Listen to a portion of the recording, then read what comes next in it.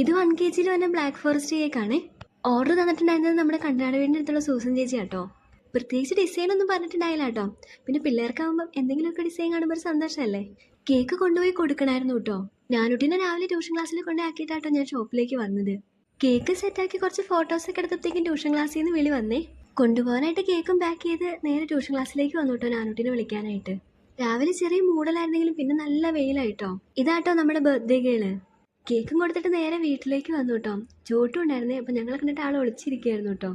ഇപ്പോഴത്തെ ചോട്ടിൻ്റെ സ്ഥായിഭാവം ഇതാട്ടോ. ഫുഡ് കൊടുക്കുമ്പോഴത്തേക്ക് ഇങ്ങനെ വായിൽ കൂട്ടിയിട്ട് ഇങ്ങനെ പിടിച്ചുകൊണ്ടിരിക്കും കേട്ടോ ആള്.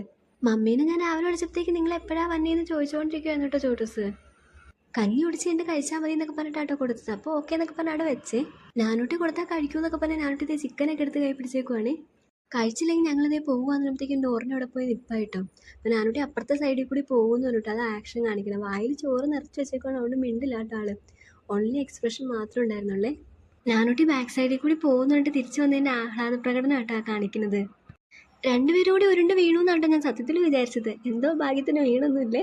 പപ്പയ്ക്ക് ഓഫീസിലൊന്ന് പോകണമായിരുന്നു കേട്ടോ. അതുകൊണ്ട് തന്നെ പപ്പ വേഗം ഫുഡൊക്കെ കഴിച്ചേ. ഈ ഒരു പ്രായം വരെ വലിയ കുഴപ്പമില്ല കേട്ടോ. അത് കഴിഞ്ഞ പിള്ളേർക്കൊക്കെ ഫുഡ് കഴിക്കാൻ എന്തൊരു മടിയല്ലേ.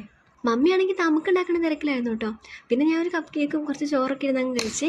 അപ്പാമ്മേനോട് പറയണ്ട മിഠായി കഴിച്ചതെന്നാട്ടോ എക്സ്പ്രഷൻ കാണിക്കണത്. പിന്നത്തെ വീഡിയോ ഒന്നും എടുത്തില്ല കേട്ടോ. ഞങ്ങൾ പോരുമെന്നൊരു പാക്ക് ഭയങ്കര സങ്കടമായിരുന്നു കേട്ടോ. അപ്പോൾ അടുത്ത വീഡിയോ കാണാം.